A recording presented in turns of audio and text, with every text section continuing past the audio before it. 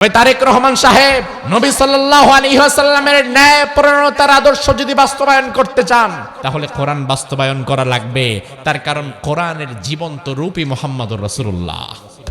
কোরআন ছাড়া তিনি কোনোদিন কোনো কথা বলেন নাই, কোরআন ছাড়া তিনি কোনোদিন কোনো কাজ করেন নাই। রাসূলের ইন্তেকালের পরে একজন সাহাবী মা আয়েশার কাছে এসে জিজ্ঞেস করলেন, ও উম্মাহাতুল মুমিনিন আয়েশা, আমি রাসূলের সান্নিধ্য বেশি দিন পাই নাই, আমি ইসলাম গ্রহণ করার কিছুদিনের মধ্যেই রাসূল বিদায় হয়ে গেছে, আমার বড় জানতে ইচ্ছা করে রাসূলের চলন বলন কথন কেমন ছিল, তার জীবনীটা কেমন ছিল, তার আমল আখলাক কেমন ছিল, তার কাজকর্মগুলো কেমন ছিল।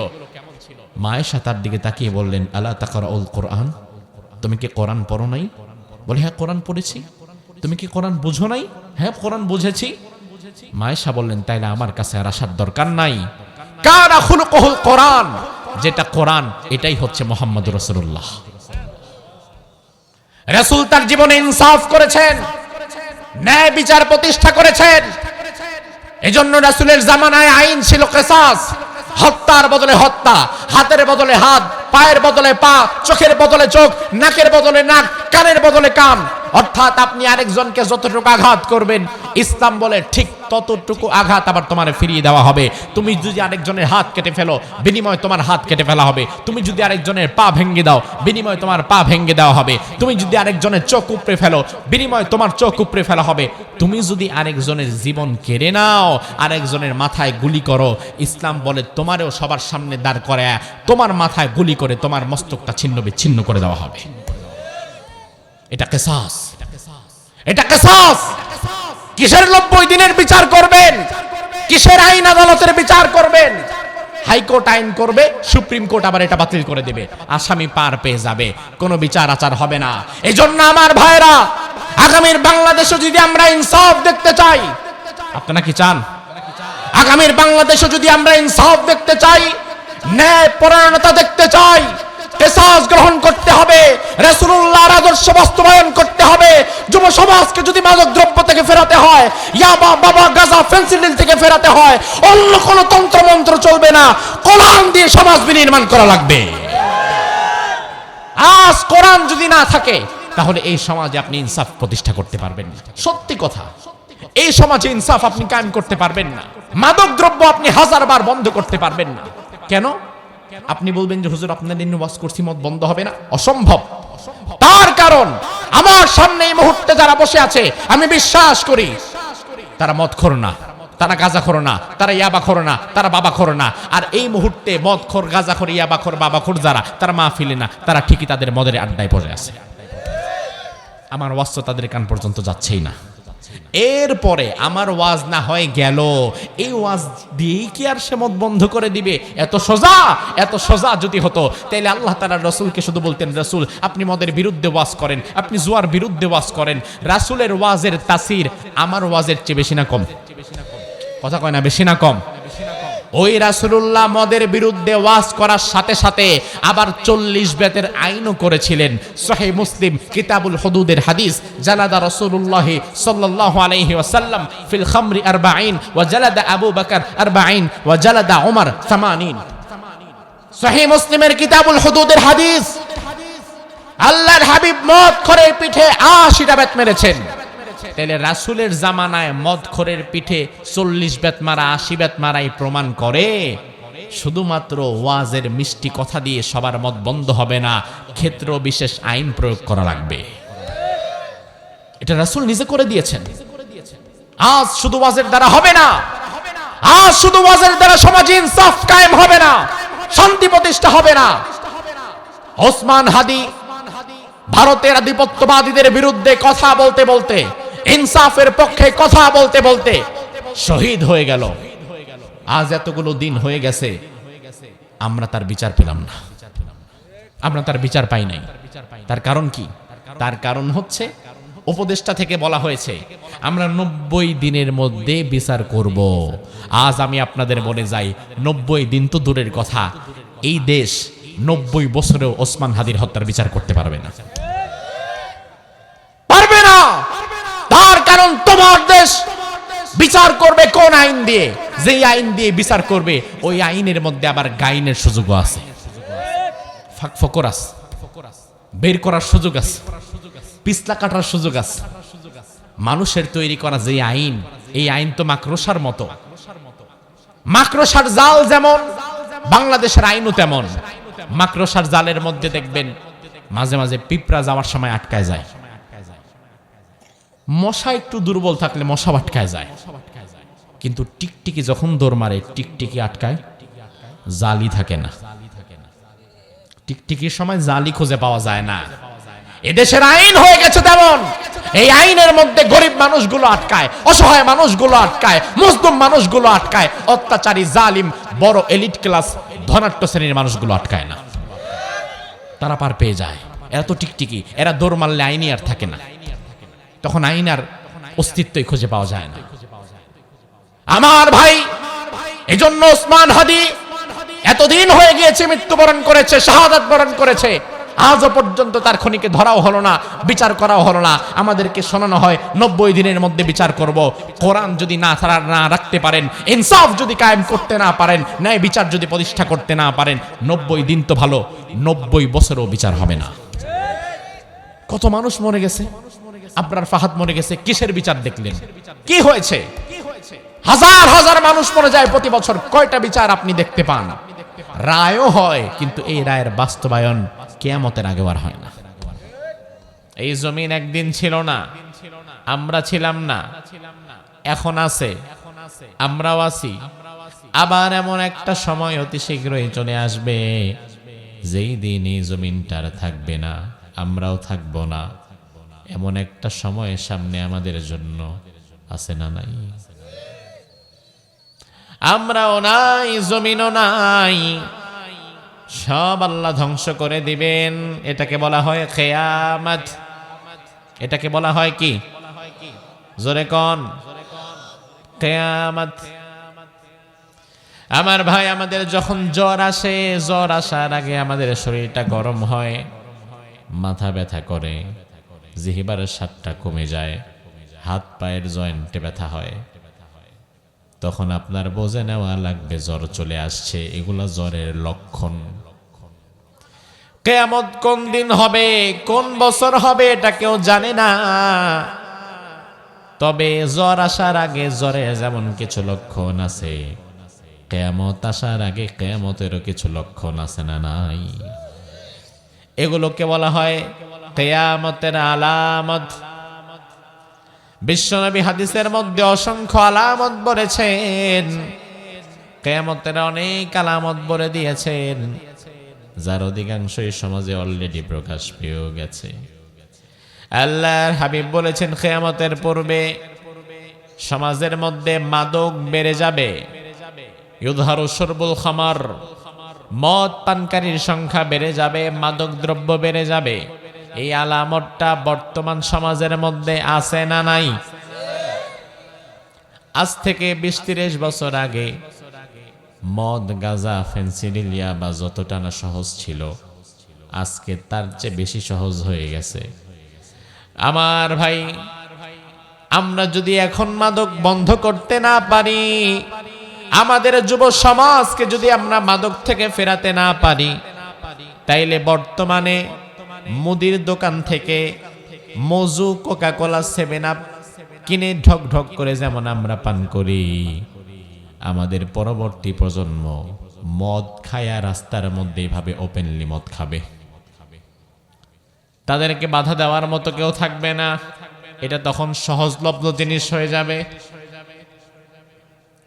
আল্লাহর হাবিব বললেন, কিয়ামতের পূর্বে সমাজে মদ বেড়ে যাবে, মাদক বেড়ে যাবে।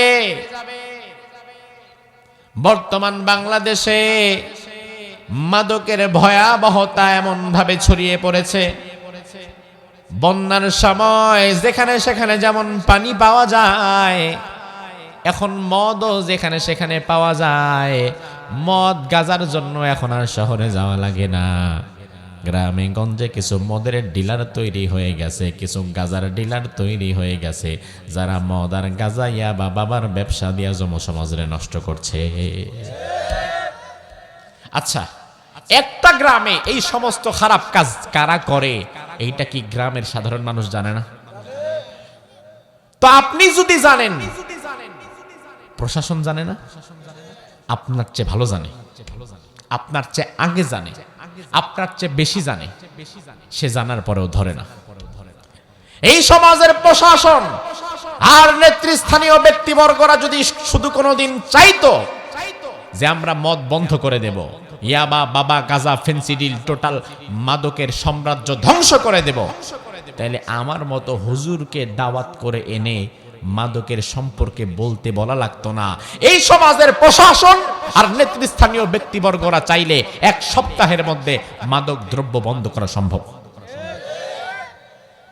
কিন্তু তারা চাইবে না, করবে না। তার কারণ তারা ভালো করে জানে, বছরে একদিন হুজুরের দাওয়াত দেয়া, মাহফিল করায়া হুজুরকে বলবো হুজুর মাদকের বিরুদ্ধে কথা বলেন, আর অন্যদিকে যুব সমাজরে আমরা আবার হাতের মধ্যে মাদক ধরায় দিব। সর্প হইয়া দংশন করে, আবার ওজা হইয়া ঝাড়ে, একই কাজ করে। আমার ভাই, তার কারণ হচ্ছে আমাদের নেতারা ভালো করেই জানে, যুব সমাজ যদি একবার মাদক থেকে মুখ ফিরিয়ে নেয়, যুব সমাজ যদি নোংরা রাজনীতি থেকে মুখ ফিরিয়ে নেয়, যুব সমাজ যদি পড়ার টেবিলে চলে যায়, যুব সমাজ যদি মসজিদে মসজিদে চলে যায়, তাইলে আমরা তো পরবর্তীতে আমাদের সাদাবাজি আর ধান্দাবাজির জন্য 200 টাকা দিয়ে যুবক খুঁজে পাবো না। এই জন্য ইচ্ছাকৃতভাবে তারা যুবকদের নিজেদের শক্তিকে দমিয়ে রাখার জন্যই তাদের হাতের মধ্যে মাদকটা অ্যাভেলেবেল করে দেয়। এই জন্য দেখেন, আমি অবাক হয়ে গেলাম। 7 দিন ছিলাম আমি উত্তরবঙ্গে, এর মধ্যে এমন একটা ঘটনা শুনলাম, এক কৃষক বাবা তার ছেলে মদের টাকা না পেয়ে বাবারে হত্যা করে ফেলছে, গাঁজার টাকা না পেয়ে বাপেরে মেরে ফেলছে। আচ্ছা, মাদকের ভয়াবহতায় পরিবার ধ্বংস হয়ে গেছে, এমন পরিবার আপনাদের টাঙ্গাইলে আছে না নাই? আপনাদের আশেপাশেও তো থাকতে পারে। যেই পরিবারের একটা সন্তান মাদক দ্রব্যের মধ্যে ঢুকে যায়, ওই পরিবারটাই বুঝে দুনিয়াতে জাহান্নাম কাকে বলে। ভয়াবহ এক জিনিস। অথচ আজ আমরা আমাদের যুবকদেরকে ফেরাতে পারছি না। আমাদের যুবকদের তারুণ্যের শক্তিকে আমরা ভালো কাজে ব্যবহার করতে পারছি না। এই যুবক তার নিজের অস্তিত্বই ভুলে গেছে। এই যুবককে এখন মদ, জুয়া, ফেন্সিডিল দিয়ে, এই যুবককে এখন নোংরা রাজনীতির ভয়াবহ এক থাবা দিয়ে এমন ভাবে গ্রাস করে ফেলা হয়েছে, যেই যুবকের দরকার ছিল, আল্লাহ তাআলা বলেছেন, রাসূল বলেছেন, শাবুন নাশা ফি ইবাদাতিল্লাহি আযজা ওয়া জাল্লা, যুবক আল্লাহর দরবারে প্রিয় হবে, সে ইবাদতের মধ্যে তার সময় কাটাবে। এমন যুবককে আল্লাহ তাআলা আরশে আজিমের ছায়ার নিচে ছায়া দিয়ে দিবেন। ওই যুবক আমরা খুঁজে পাচ্ছি না। আল্লাহর দরবারে ইবাদতের জন্য পড়ে থাকবে, এমন যুবক পাচ্ছি না। আমাদের যুবকদের সময় আল্লাহর ইবাদতে না, আমাদের যুবকদের সময় কাটে এখন সারা রাত ফেসবুকে, ইউটিউবের রিলস দেখতে দেখতে, টিকটকের ভিডিও বানাইতে বানাইতে। যে যুবকের হওয়ার দরকার ছিল মুহাম্মদ বিন কাসিম, যে যুবকের হওয়ার দরকার ছিল খালিদ বিন ওয়ালিদ, যে যুবকের হওয়ার দরকার ছিল ওসমান হাদি, ওই যুবক হয়ে গেছে এখন 2 পয়সার টিকটকার। সে তার নিজের যৌবনের স্পিরিট, তারুণ্যের শক্তিকে টোটালি নষ্ট করে ফেলেছে, ধ্বংস করে ফেলেছে, হারিয়ে ফেলেছে। আমি বলি, আমার দেশের যুবকদের অবস্থা হয়েছে হাতির মতো। হাতির পিঠে একজন বসে থাকে, হাতিকে পরিচালনা করার জন্য। তারা কি কয়? Mouth, mouthpiece, mouth. আমার ভাই দেখেন, বিশাল বড় হাতির পিঠে ছোট্ট একজন মাহুত বসা। অনেক সময় রাস্তা দিয়ে যাওয়ার সময় দেখি মাউতের বয়স এত ছোট, মাত্র 8-10 বছরের পোলাপান, চ্যাংরা পোলাপান হাতির পিঠের মধ্যে বৈশা হাতিরে নাড়ায়। আমার ভাই একটু জবাব দেন তো, মাহুতের শক্তি বেশি না হাতির শক্তি বেশি? হাতির শক্তি বেশি থাকার পরেও হাতি কিন্তু মাহুতের কথায় নাচে। মাহুত যা বলে হাতিও তাই শোনে। তার কারণ কি? তার কারণ হাতির বিশাল বড় 2টা কান। বিশাল বড় বড় 2টা কানের কারণে হাতি কোনোদিন তার নিজের অস্তিত্ব দেখে না। আমার শক্তি কতটা এটা হাতি জানেই না। হাতি চিন্তাও করতে পারে না আমার দেহ কত বড়। হাতি মনে করে, আরে বাবা আমি আর কি, আমার উপরে যে মাহুত বসছে সে আমার চেয়ে বেশি শক্তিশালী। এই জন্য হাতি যদি কোনোদিন তার নিজেরে দেখতে পারতো, তার কানটা যদি না থাকতো, হাতি যদি নিজেরে কোনোদিন দেখতে পারতো, ওই হাঁটুর বয়সী মাহুত কোনোদিন হাতির মাথায় বসতে পারত না। আমাদের যুবকদের যে তারুণ্যের শক্তি, ইমানের শক্তি, ইমানি কুওয়াত, আজ ইয়াবা, বাবা, গাজা, ফেন্সিডিল আর নোংরা রাজনীতিকে যুবকদের উপরে চাপিয়ে দেওয়া হয়েছে হাতির কানের মতো। ওই হাতি যেমন নিজের শক্তি সম্পর্কে জানে না, আমার দেশের যুবকেরা মাদকের করাল গ্রাসের মধ্যে পড়ে নিজের অস্তিত্ব সম্পর্কে আর জানে না। আল্লাহর হাবিব বললেন, কিয়ামতের আগে সমাজের মধ্যে মাদক দ্রব্যের সয়লাব হয়ে যাবে। কিয়ামতের একটা আলামত। আবার বিশ্বনবী আরেক হাদিসের মধ্যে বললেন, ইয়াতি আলান নাসি জামান লা ইয়াবকা মিনাল ইসলামি ইল্লা ইসমুহু ওয়া লা ইয়াবকা মিনাল কুরআনি ইল্লা রাসমুহু মাসাজিদুহুম আমিরাহ ওয়া হিয়া খারাবুম মিনাল হুদা উলামাউহুম শাররুম মিন তাহতি আদিমিস সামাই মিন ইনদিহিম তাখরুজুল ফিতনাতু ওয়া ফীহিম তাউদ। আল্লাহর হাবিবদের 1000 বছর আগে বলে গেলেন, অচিরেই এমন একটা জামানা আসবে, ইয়াতি আলান নাসি জামান, এমন একটা জামানা তোমাদের সামনে আসবে, লা ইয়াবকা মিনাল ইসলামি ইল্লা ইসমুহু, ইসলামের নাম ছাড়া আর সমাজের মধ্যে কোনো কিছুই বাকি থাকবে না। এটাও কিয়ামতের একটা আলামত। এই হাদিসে রাসূল কিয়ামতের 4টা আলামত বলেছেন। আমার ভাই মনোযোগ সহকারে শুনবেন, মেলানোর দায়িত্ব আপনার। আমার দায়িত্ব শুধু কোরআন এবং হাদিসটা আপনার সামনে রাখা। আপনার যেহেতু বিবেক আছে, আপনার যেহেতু বিবেক বোধ আছে, আপনি তো মরে যান নাই, পাগল না, মাতাল না, অচেতন না। কোরআন এবং হাদিস আপনার সামনে রাখার পরে সমাজের পরিস্থিতি মিলায়া জবাবটা আপনি নিজেই খুঁজে পাবেন। আমার দায়িত্ব আপনার শুধু রাস্তাটা দেখায় দেওয়া। আল্লাহর হাবিব হাদিসের মধ্যে বললেন, এমন এক জামানা আসবে ইসলামের নাম ছাড়া আর কোনো কিছুই বাকি থাকবে না।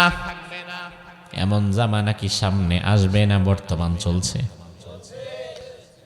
ইসলামের শুধু নাম ছাড়া এই দেশে আর আছেটা কি?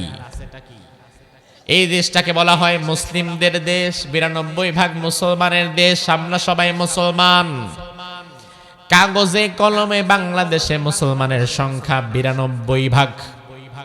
কত ভাগ? এখানে আমরা যারা বসে আছি আমাদের অধিকাংশের নামের সাথেও দেখবেন ইসলাম যুক্ত করা আছে। নাম কি? রফিকুল ইসলাম। নাম কি? শহীদুল ইসলাম। নাম কি? আনোয়ার ইসলাম, অমুক ইসলাম, তমুক ইসলাম। নামের সাথে ইসলাম। পৃথিবীতে 3টা দেশ আছে, ভারত, পাকিস্তান আর বাংলাদেশ। এই 3টা দেশ ছাড়া দুনিয়ার অন্য কোনো দেশের মানুষ নিজের নামের সাথে ইসলাম লাগায় না। আমি গত রমজানে ছিলাম মিশরে, আরো কয়েকটা আরব কান্ট্রি সফর করলাম। মক্কাতুল মুকাররমা, মদিনাতুল মুনাওয়ারাতে তো প্রতি বছরই যাই। পৃথিবীর কোন দেশে, কোন মুসলিম কান্ট্রিতে নামের সাথে ইসলাম শব্দটাকে তারা জুড়ে দেয় না। নাম কি? আব্দুর রহমান বিন মুহাম্মদ, মুহাম্মদ বিন আনাস, আনাস বিন আব্দুস সালাম, আব্দুর রহমান আস-সুদাইস। নামের সাথে বাবার নাম যুক্ত করে। নামগুলো এমন হয়। আমরাই শুধুমাত্র ইসলামকে এত ভালোবাসি, নামের সাথে সাথে আমরা ইসলামকেও রাইখা দেই, কিন্তু কামের সাথে রাখি না। আমাদের শুধু নামের সাথে ইসলাম থাকে, কামের সাথে থাকে না। এজন্য নাম রাখে রফিকুল ইসলাম, শরীফুল ইসলাম, অমুক ইসলাম, তমুক ইসলাম, অথচ সারা দিনে ইসলামের পথে একটা কাজও করে না, এমন লোক আছে না নাই? তাইলে ইসলামের নাম ছাড়া আর থাকলোটা কি? আমার ভাই, দেশে আপনি ইসলাম কোথায় খুঁজে পাবেন? ব্যবসা করতে যান, বাজারে যদি 10টা দোকান থাকে, এর মধ্যে মিনিমাম 8-9টা দোকানই সুদের সাথে জড়িত থাকে। টাঙ্গাইল শহরে যান, 5তলা 7তলা বাড়ি যারা করেছে, মালিকদের থেকে খবর নেন। এমন কয়টা মালিক খুঁজে বের করতে পারবেন যে ব্যাংকের সুদ ছাড়া বাড়ি করতে পারছে? বাড়ি করতে গেলে সুদ, ব্যবসায় সুদ, পরিবারটারে পর্দায় চালায় না, সারাদিনে 5 ওয়াক্তের 1 ওয়াক্ত নামাজও পড়ে না।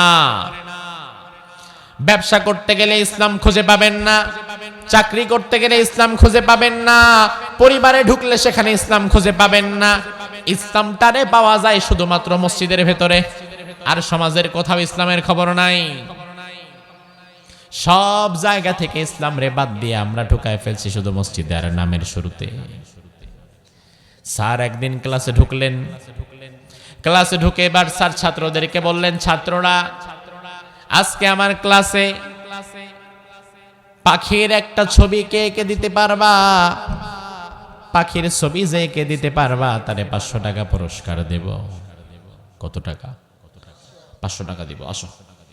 একজন ছাত্র দাঁড়িয়ে বলল, স্যার পাখির ছবি আমি ভালো আঁকতে পারি, আমি বহুবার পাখি দেখছি, ছবিও আঁকছি, 500 টাকাটা আমার জন্য রাখেন, ছবিটা আমি এঁকে দেখাই দিব।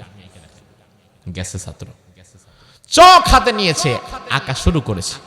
স্যার বলে, এই দাঁড়াও, কি আঁকতেছো? স্যার পাখির ঠোঁটটা আঁকি। কয় না, ঠোঁটটা বাদ দাও, ঠোঁট বাদ দিয়ে বাকিটা আঁকো। ঠিক আছে স্যার। ঠোঁট বাদ দিয়ে আবার আঁকা শুরু করছে। স্যার বলে, এই দাঁড়াও, এখন কি আঁকো? পা দুইটা এঁকে ফেলি। কয় না, পা বাদ দাও, বাকিটা আঁকো। ঠিক আছে স্যার। আবার আঁকা শুরু করেছে। স্যার বলে, দাঁড়াও, কি শুরু করছো এখন? স্যার পাখির ডানা দুইটা আঁকি। কয় না, ডানাও বাদ দাও, বাকিটা আঁকো। ঠিক আছে স্যার। আবার আঁকা শুরু করেছে। এই এখন কি আঁকো? স্যার পাখির পেটটা এঁকে ফেলি। কয় না, এটাও বাদ দাও। স্যার বলে, স্যার পাখি কি এখনো আঁকবো? তো আঁকো, না করছে থেকে তোমার, পাখি তো আঁকবা। ছাত্র বলে, স্যার এখন তো লেজ ছাড়া আর কিছু বাকি নেই, যেমনি কাটতে আর ছাড়তে ফেলছেন, কাটতে কাটতে বাঁচতে বাঁচতে এখন তো লেজ ছাড়া আর কিছু বাকি নাই। স্যার কয় না, তাও পাখি আঁকো। ছাত্র বলে, স্যার পাখি যদি আঁকা লাগে, পাখির ঠোঁট থেকে নিয়ে লেজের গোড়া পর্যন্ত সব টাকা লাগবে, এটার নাম পাখি। ইসলাম যদি আপনাকে পালন করা লাগে, ইসলামের অর্থনীতি, সমাজনীতি, ব্যবসা নীতি, যুদ্ধনীতি, বন্দি নীতি, পরিবার নীতি, চাকরি নীতি, রাজনীতি, ইসলামের সবটা মানা লাগবে। সব বাদ দিয়া শুধুমাত্র মসজিদের মধ্যে বসে থাকার নামও ইসলাম না। সব বাদ দিয়া পাখির লেজ আকার নাম যেমন পাখি না, সব বাদ দিয়া শুধু মসজিদের মধ্যে বসে থাকার নামও ইসলাম না। ইসলাম যদি আমার মসজিদে থাকতে পারে, ইসলাম আমার সমাজের মধ্যেও থাকবে। ইসলাম যদি আমার সমাজে থাকতে পারে, ইসলাম আমার পরিবারের মধ্যে থাকবে। ইসলাম যদি আমার পরিবারে থাকতে পারে, ইসলাম আমার অর্থনীতির মধ্যে থাকবে।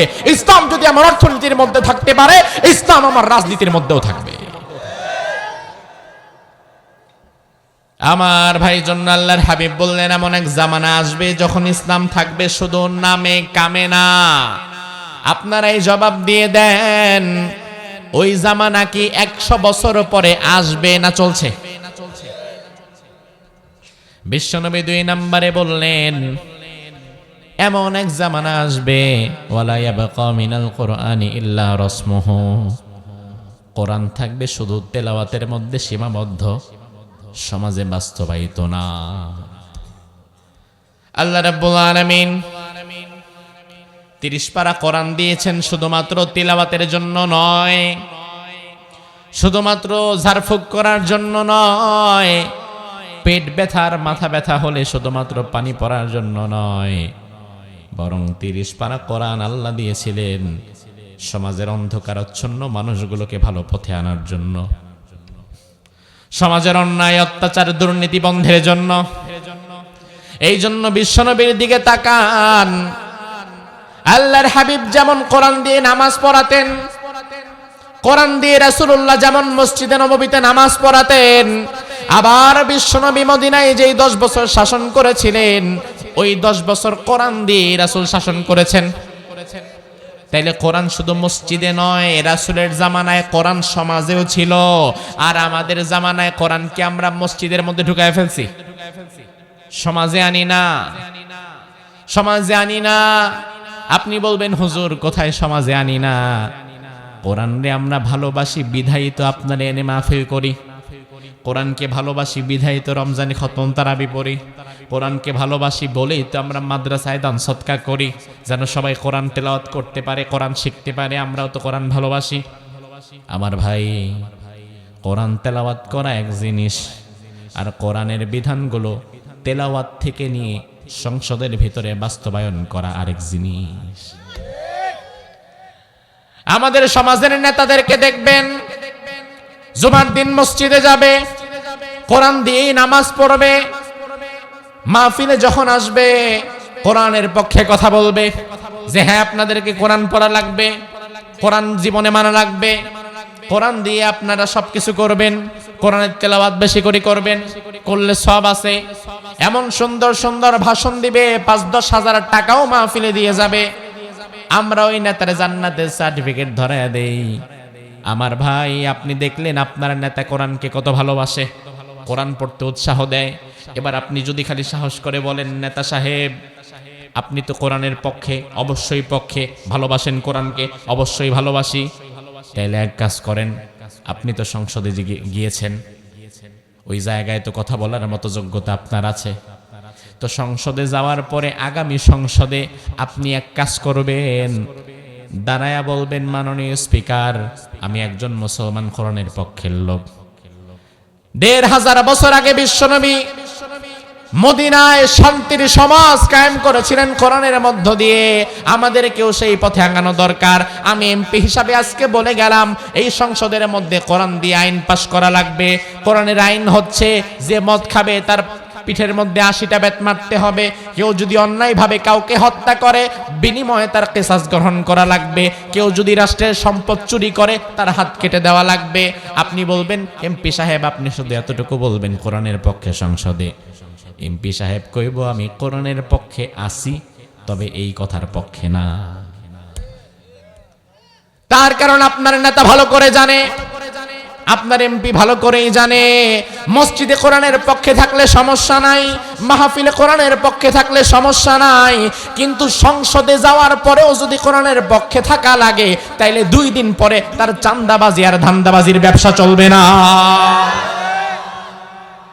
এই জন্যই সমাজের অধিকাংশ মানুষ কোরআন তেলাওয়াত করতে রাজি, সমাজে বাস্তবায়ন হোক তাতে রাজি না। তার কারণ সমাজে বাস্তবায়ন হলে অনেকের নিজের ব্যবসায় চাঙ্গি উঠে যাবে। আজ কোরআন যদি না থাকে তাহলে এই সমাজে আপনি ইনসাফ প্রতিষ্ঠা করতে পারবেন না। সত্যি কথা, এই সমাজে ইনসাফ আপনি কায়েম করতে পারবেন না। মাদক দ্রব্য আপনি 1000 বার বন্ধ করতে পারবেন না। কেন? আপনি বলবেন যে হুজুর আপনাদের নিয়ে ওয়াজ করছি মদ বন্ধ হবে না, অসম্ভব। তার কারণ আমার সামনে এই মুহূর্তে যারা বসে আছে আমি বিশ্বাস করি তারা মদখোর না, তারা গাঁজাখোর না, তারা ইয়াবাখোর না, তারা বাবাখোর না। আর এই মুহূর্তে মদখোর, গাঁজাখোর, ইয়াবাখোর, বাবাখোর যারা, তারা মাহফিলে না, তারা ঠিকই তাদের মদের আড্ডায় পড়ে আছে। আমার ওয়াজ তো তাদের কান পর্যন্ত যাচ্ছেই না। এরপরে আমার ওয়াজ না হয় গেল, এই ওয়াজ দিয়েই কি আর সে মদ বন্ধ করে দিবে? এত সোজা, এত সোজা যদি হতো তাহলে আল্লাহ তাআলা রাসূলকে শুধু বলতেন রাসূল আপনি মদের বিরুদ্ধে ওয়াজ করেন, আপনি জুয়ার বিরুদ্ধে ওয়াজ করেন। রাসূলের ওয়াজের তাসির আমার ওয়াজের চেয়ে বেশি না কম? কথা কয় না, বেশি না কম? ওই রাসূলুল্লাহ মদের বিরুদ্ধে ওয়াজ করার সাথে সাথে আবার 40 বেতের আইনও করেছিলেন।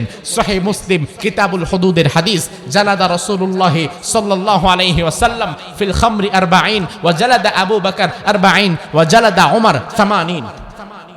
সহিহ মুসলিমের কিতাবুল হুদুদের হাদিস, আল্লাহর হাবিব মদ খোরের পিঠে 80টা বেত মেরেছেন।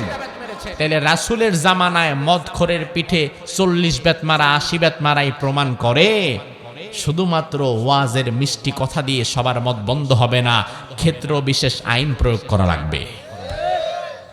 এটা রাসূল নিজে করে দিয়েছেন। আজ শুধু ওয়াজের দ্বারা হবে না, আজ শুধু ওয়াজের দ্বারা সমাজে ইনসাফ কায়েম হবে না, শান্তি প্রতিষ্ঠা হবে না। ওসমান হাদি ভারতের আধিপত্যবাদীদের বিরুদ্ধে কথা বলতে বলতে, ইনসাফের পক্ষে কথা বলতে বলতে শহীদ হয়ে গেল।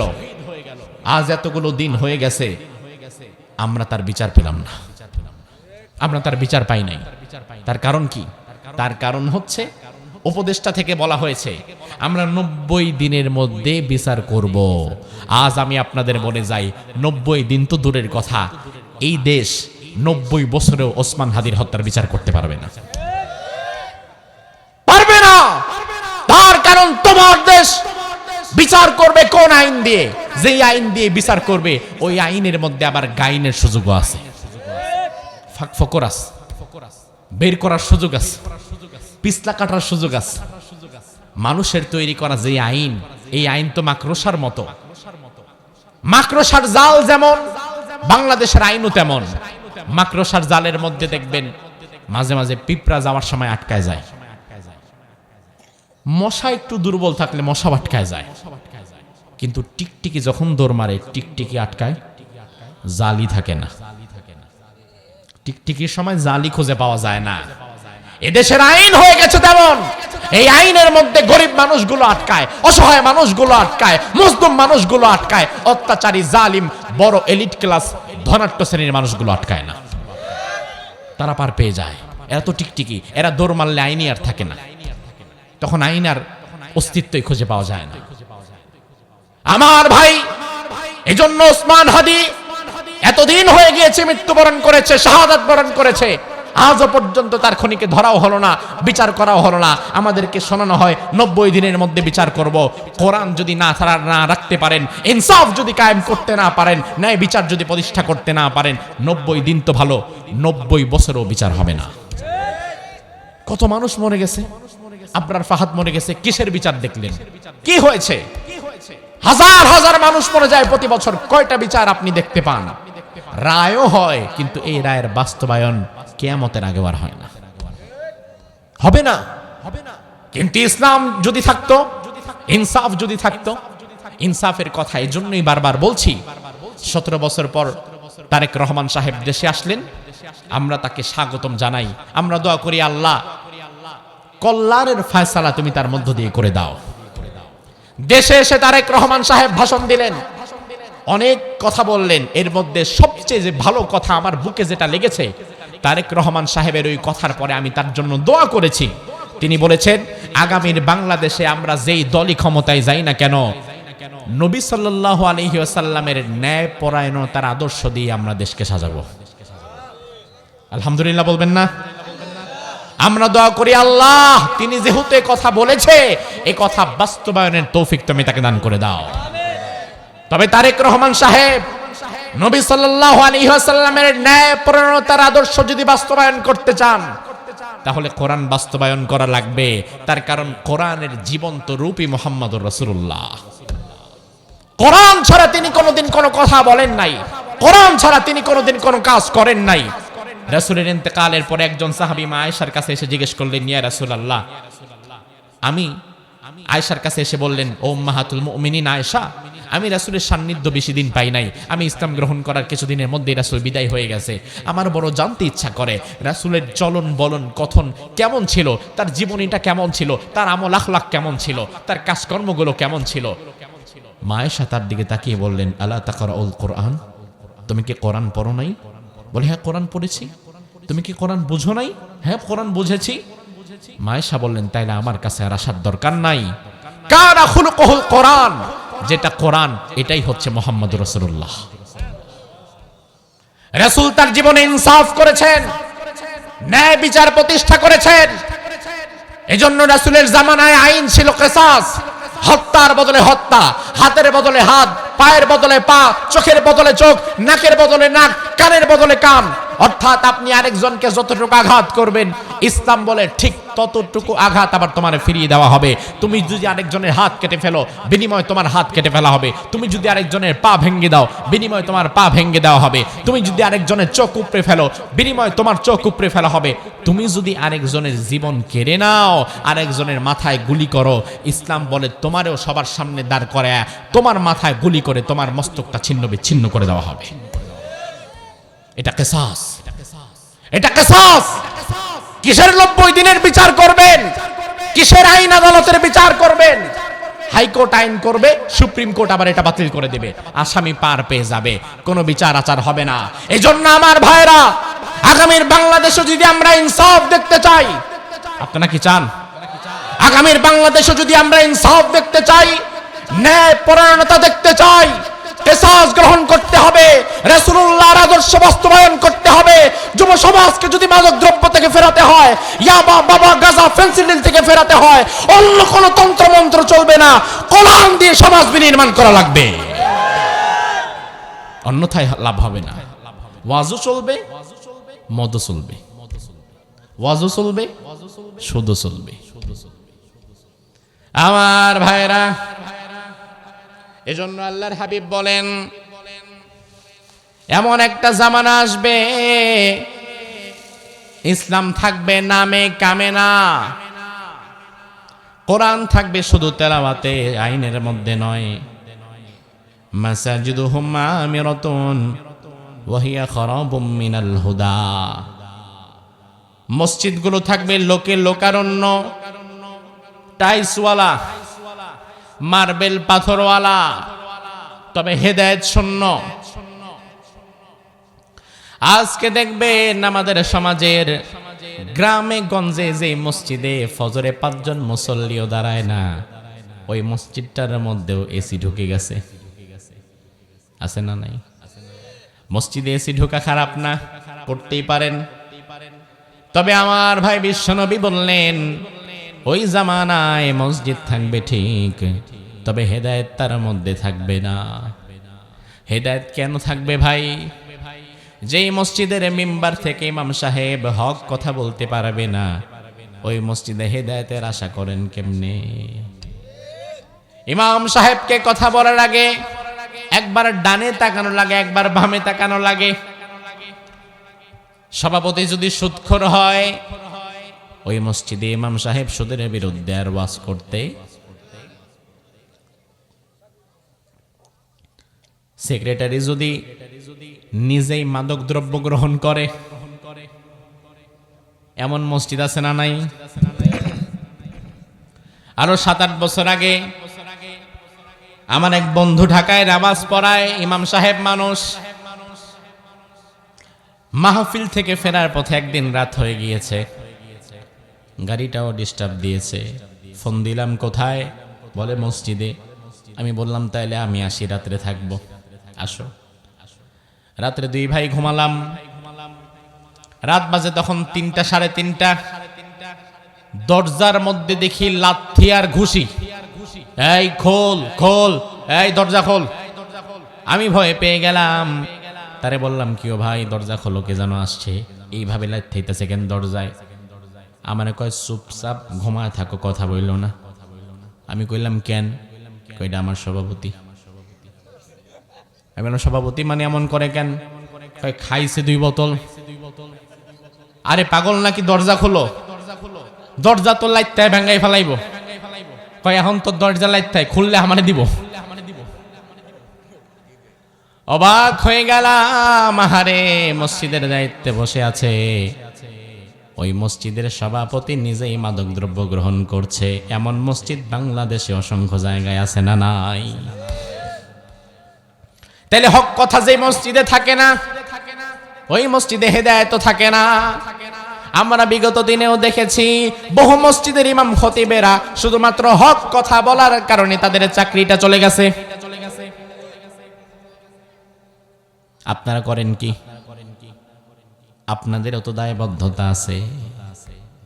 শুধু মসজিদ তেল দিয়েন না যে হুজুর হক কথা বলেন না কেন? আরে ভাই, হক কথা ইমাম সাহেব যদি বলেন, কোন মসজিদের ইমাম খতিব যদি হক কথা বলেন, ওই মসজিদের বাকি হকপন্থী মুসল্লিদের দায়িত্ব থাকে ওই ইমাম সাহেবকে যদি অন্যায় বহির্ভূত ভাবে চাকরি থেকে অব্যাহতি দেওয়া হয়, তাহলে তার পক্ষে মুসল্লিদের শক্ত অবস্থান নেওয়াটা দায়িত্ব। কিন্তু আপনি তো সেই দায়িত্ব পালন করেন। আল্লাহর হাবিব বললেন 4 নাম্বার, উলামাউহুম শাররুম মিন তাহতি আদিমিস সামাই মিন ইনদিহিম তাখরুজুল ফিতনাতু ওয়া ফীহিম তাউদ। ওই জামানায় একদল উলামায়ে কেরাম বের হবে, আকাশের নিচে জমিনের উপরে তারা থাকবে সর্বনিকৃষ্ট। ফিতনা তাদের থেকে প্রকাশ পাবে, আবার তাদের দিকেই ফিতনা ছড়াবে, তাদের থেকেই ফিতনা ফিরে যাবে।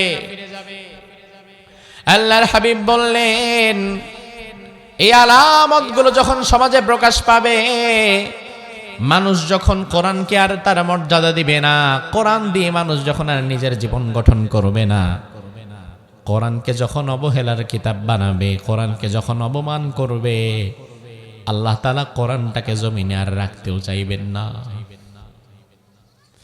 আমার ভাই, কোরআন আল্লাহর পক্ষ থেকে নাজিলকৃত একটা কিতাব। গোটা পৃথিবীর চাইতে এই 30 পারা কোরআনের দাম বেশি না কম? জোরে কোন? আল্লাহ রাব্বুল আলামিন বলেন, এই কোরআন যখন আমি দিলাম, এই কোরআন আসমান নিতে পারে নাই, জমিন নিতে পারে নাই, পাহাড়ও নিতে পারে নাই, শুধুমাত্র মানুষ যারা তারাই হাত পেতে নিয়েছে। অথচ নেওয়ার পরে মানুষ যদি এই কোরআনকে সঠিকভাবে মূল্যায়ন করতে না পারে, তাইলে মানুষের কাছে কোরআন থাকারও তো আর কোনো দরকার। আল্লাহর হাবিব বলেন, ইউসরা আলাল কুরআনি ফি লাইলা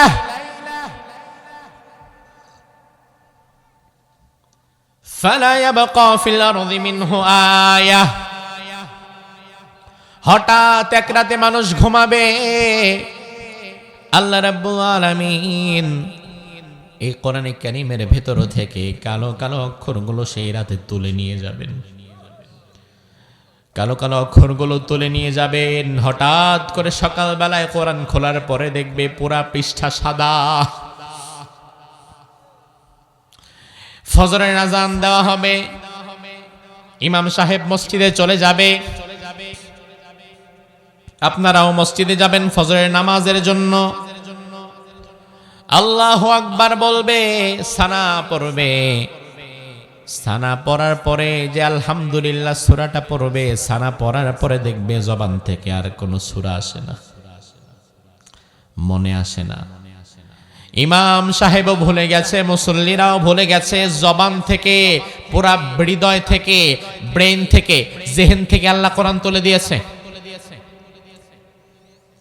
সবাই ভয় পেয়ে যাবে, তাড়াতাড়ি নামাজের নিয়ত ছেড়ে মসজিদের মধ্যে এমন কোরআন শরীফ পড়ে থাকবে, ওই কোরআনের কাছে যাবে, দেখি তাড়াতাড়ি ভুলে গেলাম কেন, সূরা ফাতিহা তো ভুলে গেলাম।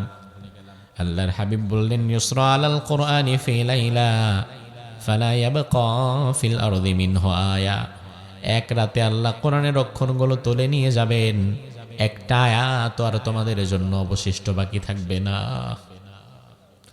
সবাই কোরআন শরীফ খুলবে, খোলার পরে দেখবে আর কোনো সূরা নাই, কোনো আয়াত নাই, কোনো অক্ষর নাই, কোনো নুকতা নাই।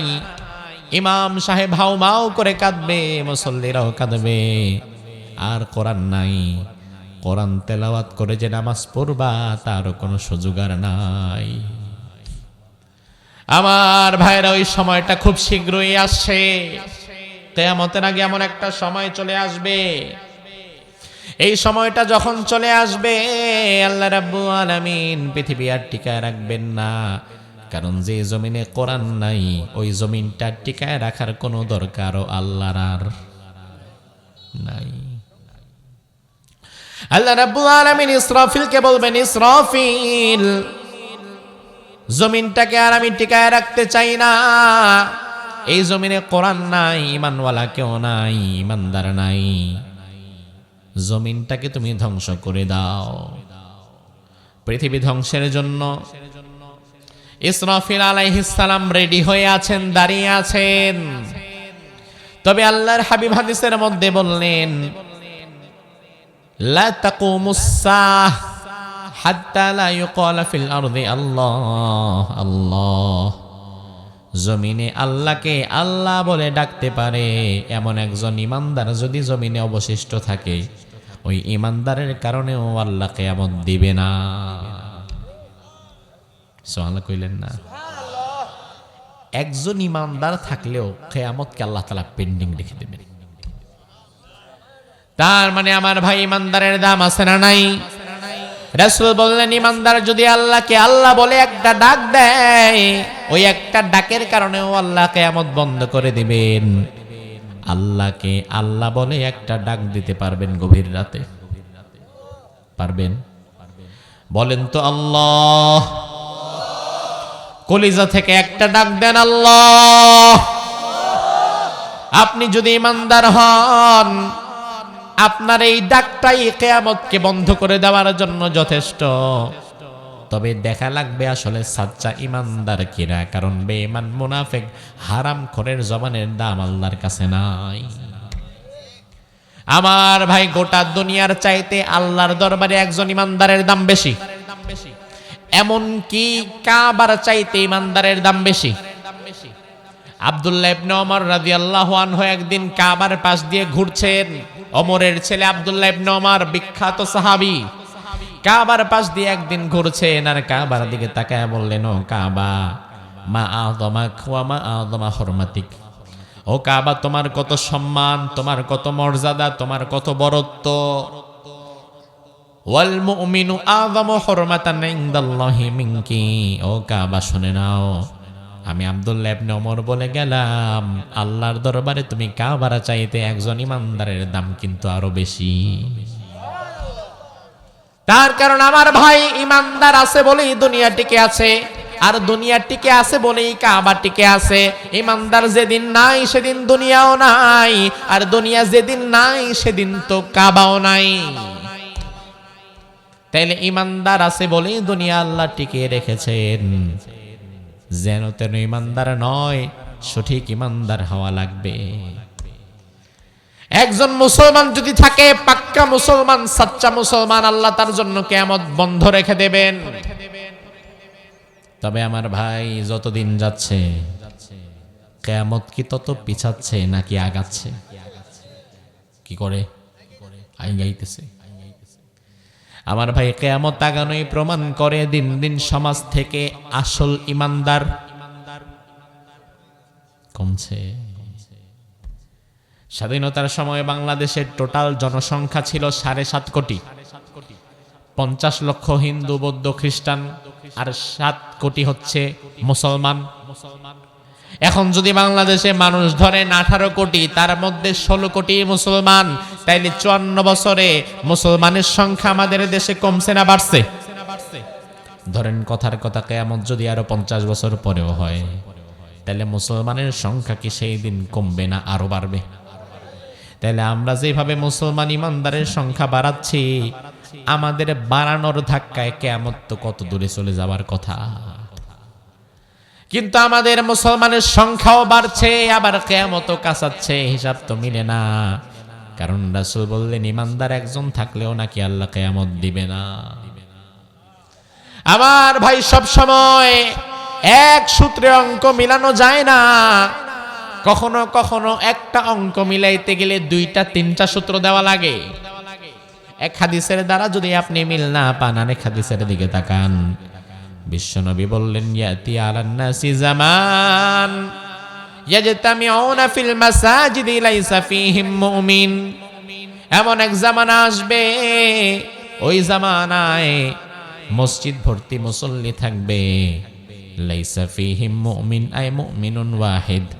ওই মুসল্লিদের মধ্যে একজন ইমানদার আর খুঁজে পাওয়া যাবে না। ইমাম, মুক্তাদি, মুসল্লি সুদ্ধা সবাই থাকবে বেঈমান। এটা রাসূলের হাদিস। এমন এক জামানা আসবে, মসজিদ ভর্তি মুসল্লি থাকবে, কিন্তু তারা থাকবে বেঈমান। ওই জামানাটা কেমন যেন আমাদের চোখের সামনে ভাসছে। কারণ আমরা দেখতে পাই, একই ব্যক্তি নামাজ পড়তে পড়তে কপালে দাগ ফালায়া দিছে, আবার এমন নামাজি সুদের ব্যবসার সাথে জড়িত আছে, এমন লোকও আছে না নাই? তাইলে যারা নামাজ তারে সুদ থেকে ফেরাতে পারে না, তার নামাজের দাম কই? তার ইমানের দাম কই? 14 বার হজ করে আসছে হাজী সাহেব, এখনো বনের জমিটা ঠিক মতো ফিরাইয়া দিল না, পরের হকটা দিল না, আরেকজনের জমি দখল কইরা বইসা আছে গায়ের জোরে। এমন প্রভাবশালী হাজিয়ান সমাজের মধ্যে আছে না নাই? তাইলে তার হজ, তার নামাজ, তার কি কাজে আসলো? আমার ভাই, জন্যই রাসূল বললেন, মুসলমান থাকবে সমাজে ভুরি ভুরি, তবে আসল মুসলমান না। ইমানদার থাকবে সমাজে ভুরি ভুরি, তবে আসল ইমানদার নয়। মুসলমান বাংলাদেশে কাগজে কলমে আছে 92 ভাগ। বাংলাদেশে মুসলমান কাগজে কলমে 92 ভাগ। আসলে আমি তো বলি, সত্যিকার অর্থে 92 ভাগ তো দূরের কথা, 50 ভাগও না। কারণ বাংলাদেশে যদি 92% মুসলমানের দরকার নাই, এই দেশে যদি কোনোদিন সত্যিকার অর্থে 51% মুসলমানই তৈরি হয়ে যায়, এই দেশটা বহু আগেই আল্লাহর কোরআন দ্বারা পরিচালিত হবে। কিন্তু 51% নাই, 92 তো দূরের কথা। এই দেশের মুসলমান হয়ে গেছে কাজীর গরুর মতো। কাজীর গরু যেমন লেখায় আছে বাস্তবে নাই, এদেশের মুসলমানও তেমন লেখায় থাকে বাস্তবে না। আমার ভাইরা লক্ষ্য করেন, এই যে সাদা একটা কাগজ, একটা স্পটও নাই। এখন যদি আমি কলম দিয়ে এখানে সুন্দর করে লিখি পআকার বা নয় ঋষিকার নি, উচ্চারণ কি হবে? সাথে সাথে কাগজটা ভিজে যাবে, পানি কি তো আছে। এবার যদি লিখি সরে আ গয় রস্যকার গো দন্তান্ন, উচ্চারণ কি হবে? সাথে সাথে কাগজটা পড়ে যাবে। আজব, আগুন তো আছে, পানি আছে, কাগজ ভিজে না। আগুন আছে, কাগজ পড়ে না। তার কারণ কি? তার কারণ এই পানি আর এই আগুন বাস্তবের আগুন আর পানি না, এটা শুধুমাত্র লেখার আগুন আর পানি। বাস্তবের আগুন থাকলে যেমন কাগজটা পড়ে যেত, বাস্তবের পানি থাকলে যেমন কাগজটা ভিজে যেত। বাংলাদেশের মুসলমান এখন শুধু আদমশুমারিতে লেখার মধ্যে আছে, ভোটার আইডি কার্ডে লেখার মধ্যে আছে, বাস্তবে নাই। বাস্তবে 51% মুসলমান থাকলেও বাংলাদেশে ইসলাম থাকতো। এটা ওই কাগজে লেখার মতো আগুন আর পানি হয়ে গেছে, বাস্তবে নাই। এমন বাস্তবের মুসলমান যখন সমাজ থেকে হারায়া যাবে, আমার আল্লাহ রাব্বুল আলামিন এত বিশাল আকাশ আর জমিন আর রাখতে চাইবেন না। আল্লাহ জিবরিল আমিন আল্লাহ ইসরাফিলকে বলবেন, ইসরাফিল সিংহায় ফু দেওয়ার জন্য প্রস্তুতি নাও, পৃথিবী ধ্বংস করার জন্য। ইসরাফিল আলাইহিস সালামের হাতের মধ্যে একটা বাঁশি আছে না নাই? দিয়েছেন কে? এই বাঁশির মধ্যে ইসরাফিল সর্বমোট 3টা ফু দিবেন। টোটাল পৃথিবী ধ্বংস করার জন্য ইসরাফিল ফু দিবেন 3টা। নাফখাতুল ফাজা, নাফখাতুস সাক, নাফখাতুল কিয়ামাহ। বিভৎসতার ফুৎকার, মৃত্যুর ফুৎকার, কিয়ামতের ফুৎকার। আল্লাহ রাব্বুল আলামিন এমন সময় কিয়ামত ঘটাবেন যখন দুনিয়ার কোনো মানুষের চিন্তাও থাকবে না যে আজকে কিয়ামত হবে। বিশ্বনবী বললেন কিয়ামত হবে যে কোনো এক শুক্রবারে। জোরে কোন কি বারে? কি বারে? আজকে কি বার গেছে? একটা শুক্রবারে ভূমিকম্পের মধ্য দিয়ে কিয়ামত শুরু হয়ে যাবে। আমার ভাই, আপনাদের মনে আছে কিনা জানি না, বেশ কয়েক সপ্তাহ আগে এক শুক্রবার সকাল 10:30টার দিকে একটা ভূমিকম্প হয়েছিল। টের পাইছেন? পাইছেন তো আপনারা? ভাই আমার, কিয়ামত হয়ে যাবে যে কোনো এক শুক্রবার আসরের সময়। আল্লাহ কোরআনের মধ্যে বললেন, মা ইয়ানজুরুনা ইল্লা সাইহাতান ওয়াহিদাতান তাখুযুহুম ওয়া হুম ইয়াখিসিমুন। মানুষেরা বাজার ঘাটে যাবে, আড্ডা বাড়বে, খেলাধুলায় মত্ত থাকবে, কেউ ভাবতেও পারবে না কিয়ামত। বিশ্বনবী বললেন, একজন ব্যক্তি বাজারে গিয়েছে, সদাই পাতি কিনেছে, কেনার পরে পকেটের মধ্যে হাত ঢুকাইছে, পয়সা দিবে দোকানদারকে। পকেটে হাত ঢুকায়া পয়সা বের করার আগেই দেখে বাঁশিতে ফু দেওয়া হয়ে গেছে। ঘরের মধ্যে একজন লোক খাবার মেখেছে, লোকমা তৈরি করেছে, মুখের মধ্যে ওঠাবে, লোকমাটা প্লেট থেকে মুখের মধ্যে তুলতে তুলতেই দেখবে বাঁশিতে ফু দেওয়া হয়ে গেছে, লোকমাটা আর ভেতরে যাবে না। হঠাৎ করে আল্লাহ বাঁশিতে ফু দেওয়ায় দিবেন, জমিন প্রচন্ড ভাবে কেঁপে উঠবে। আমার আল্লাহ বললেন, ইসরাফিল যখন প্রথম ফুটা দিবে, সাথে সাথে জমিনের অবস্থা কি হবে শুনে নাও। ইদা জুলজিলাতিল আরদু জিলজালাহা ওয়া আখরাজাতিল আরদু আথকালাহা ওয়া ক্বালাল ইনসানু মা লাহা। আল্লাহু আকবার। আল্লাহ বললেন, ইসরাফিল সিংহায় যখন ফু দিবে, জমিনটা তো প্রচন্ড ভাবে কাঁপতে থাকবে, সব বড় বড় বিল্ডিং গুলো টাস টাস করে ভেঙে চৌচির হয়ে পড়ে যাবে। জমিনটা যে জমিনে বসে আছেন ওই দিন আর বসতে পারবেন না, জমিনটা টাস করে আপনার সামনে ফেটে যাবে। আপনি দৌড় দিতে যাবেন পালাবার জন্য, দেখবেন জমিনটা ফেটে হা হয়ে গেছে, আর জমিনের ভেতরও থেকে কোনো জায়গা থেকে তেল উঠবে, কোনো জায়গা থেকে গ্যাস, কোনো জায়গা থেকে স্বর্ণ, কোনো জায়গা থেকে আগুন। জমিনের নিচে যত সম্পদ লুকায়িত আছে, জমিন সব মানুষ বেশি খেলে যেমন বমি করে ফেলে দেয়, জমিন সেভাবে বমি করে ফেলে দেবে। আমার ভাই, সেই দিন আর সম্পদ নেওয়ার জন্য আপনি কারাকারি করবেন না, মারামারি করবেন না, কারণ ওই দিন অবস্থা হবে চাচা আপন প্রাণ বাঁচা। মানুষ নিজের জীবন বাঁচাবার জন্য পালাবে, দৌড়াবে। আমার ভাই, দুনিয়াতে সামান্য একটা 6 মাত্রার ভূমিকম্প যদি আমাদের পাগল বানায় দিতে পারে, ওই দিনের ভয়াবহ ভূমিকম্পে কি করবেন? কারণ আল্লাহ বললেন, কিয়ামতের প্রথম বাঁশিটা ফু দেওয়ার পরে জমিন এত প্রচন্ড ভাবে কাঁপুনি দিতে থাকবে, যে মায়ের কোলে একটা ছোট্ট দুধের বাচ্চা, ওই মা সারাদিন যত কাজই করুক না কেন তার দুধের বাচ্চার কথা কিন্তু ভুলে না। এমনকি মা যদি রান্নাঘরে রান্নার মধ্যে ব্যস্ত থাকে, কানটা ঘরের মধ্যে দাঁড় করায় রাখে, বাচ্চাটা ওয়া ওয়া করে কাঁদতে দেরি, মায়ের দৌড়ে যেতে দেরি নাই। মা যদি ওয়াশরুমে গোসল করতে থাকে, কাপড় ধুইতে থাকে, বাচ্চাটা দুধের শিশুটা যদি একবার কেঁদে উঠে, সাথে সাথে ভেজা কাপড় নিয়ে মা দৌড়ায় বের হয়ে যায় বাচ্চাটা ধরার জন্য।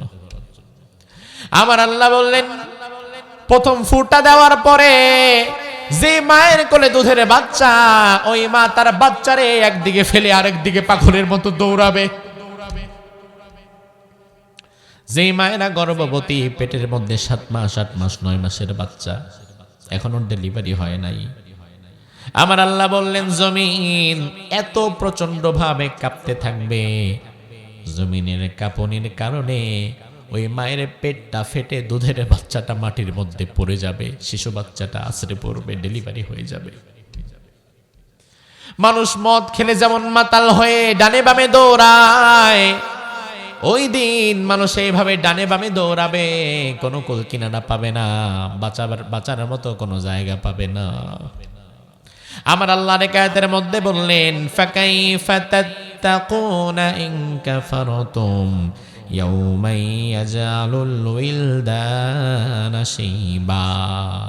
ওই দিনকে অস্বীকার করে কেমনে মুত্তাকি হবা, যেদিন কিয়ামতের প্রথম বাঁশি ফু দেওয়ার পরে ছোট ছোট বাচ্চাদের মাথার চুলগুলো পেকে তারা 80 বছরের বুড়া হয়ে যাবে। আমার ভাই, পাহাড়ের অবস্থা কি হবে? মক্কার মুশরিকেরা জিজ্ঞেস করে, ওয়াসালুনাকা আনিল জিবাল, ও নবী, কিয়ামতের ফু দেওয়ার পরে এত বিশাল বিশাল পাহাড় কি ধ্বংস হবে নাকি? আল্লাহ বললেন, নবী আপনি জানায়া দেন, ফাকুল ইয়ানসিফুহা রাব্বি নাসফা ফায়াযারুহা কাআন সফসফা লা তারা ফিহা আইওয়াজা ওয়ালা আমতা। পাহাড়গুলো ভেঙে তুলার মতো হয়ে যাবে, একাকার মেসাকার হয়ে যাবে, কোনো উঁচু নিচু জায়গা থাকবে না, সব আল্লাহ লেভেল প্লেইং ফিল্ড বানায় ফেলবেন। এভাবে করে প্রথম ফুৎকারের বিভীষিকাময় দৃশ্য চলার পরে আল্লাহ বলবেন, ইসরাফিল এবারে দ্বিতীয় ফুটা দিয়ে দাও।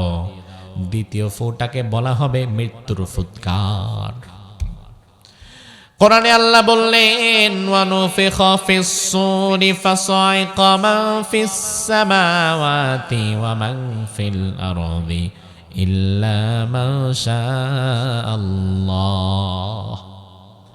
ইসরাফিলকে যখন আল্লাহ দ্বিতীয় ফু দিতে বলবেন, আকাশ এবং জমিনের মাঝে আর কেউ তখন থাকবে না।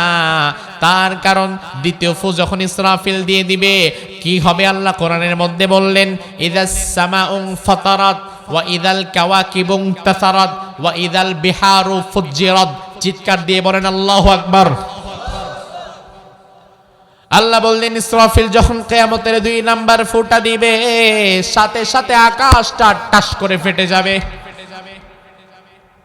প্রথম ফু দেওয়ার পরে কিন্তু আকাশ ভাঙে নাই, প্রথম ফু দেওয়ার পরে ভেঙেছে জমিন, আর দ্বিতীয় ফু দেওয়ার পরেই ভাঙবে আসমান। জমিন ভাঙার চাইতে আসমান ভাঙা আরো বেশি বিপজ্জনক আমার ভাই। কারণ যত গ্রহ নক্ষত্র তারকারাজি যা কিছু আমরা দেখি আর দেখি না সব আসমানের সাথে ঝুলন্ত। আসমান ভাঙার মানে হচ্ছে 1000 দানার তসবিহ, 100 দানার তসবিহ মধ্যখান দিয়ে যদি সুতা কেটে দেন, পুঁতিগুলো যেমন টাস টাস টাস টাস করে জমিনের মধ্যে পড়বে। আসমান ভাঙার অর্থ হচ্ছে আকাশের যত তারকা রাজি আর নক্ষত্র রাজি সবগুলো একটা একটা আমাদের মাথার উপরে পড়বে। পৃথিবী ধ্বংসের জন্য সব নক্ষত্র রাজির জমিনে পড়া দরকার নাই, শুধুমাত্র সূর্য নামক নক্ষত্রটাই যদি পড়ে ওইটা রাখার জায়গায় তো দুনিয়াতে নাই। তার কারণ আমার ভাই, পৃথিবীর চাইতে সূর্যের আয়তন কি ছোট না বড়? কত বড় জানেন? মাশাআল্লাহ 13 লক্ষ গুণ বড়। 13 লক্ষ গুণ বড় একটা জিনিস 13 লক্ষ গুণ ছোট পৃথিবীর উপরে পড়তেছে।